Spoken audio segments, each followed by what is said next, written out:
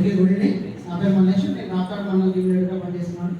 ముందుగా వచ్చేసి ప్రదీప్ ఘోష్, తర్వాత Shivani Ghosh madam, very very thankful మీకు.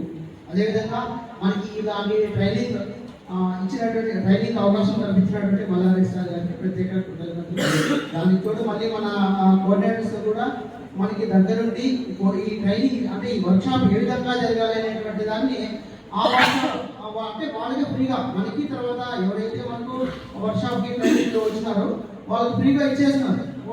వాళ్ళ వేలానే వెళ్ళేసి మన గ్రామ స్థాయిలో ఏ విధంగా ఉన్నాయి, మనం ఎదుర్కొన్నటువంటి ఛాలెంజెస్ ఏమున్నాయి, అదేవిధంగా ఏదైనా వ్యాపారం చేయాలంటే ఏ ఎలిమెంట్స్ కావాలంటే ఆ బిజినెస్ సంబంధించి ఏ ఎలిమెంట్స్ కావాలి, అదేవిధంగా వచ్చినటువంటి ఇన్కమ్ మనకి ఇన్కమ్ అయితే తక్కువ ఉంటుంది, అయితే ఖర్చు అయితే ఎక్కువగా ఉంటుంది, ఏ విధంగా అనేటువంటి విషయాలు కూడా చాలా వరకు చక్కగా వివరించినారు. ఒక్కొక్కటి ఓవర్కమ్ అయితే చేసుకుంటూ వచ్చాము. అంటే మనకున్నటువంటి సమస్యలన్నీ కూడా ప్రతి ఒక్క సమస్యని కూడా సుమారుగా 17 సమస్యలు అయితే మనం ఒక వ్యాపారం చేయాలంటే ఇది మొదటిగా మనం ఏమన్నామంటే వ్యాపారం చేయాలంటే డబ్బు కావాలంటే 50,000 60,000 అనేటువంటి విషయాన్ని మనం ముందు పెట్టాం.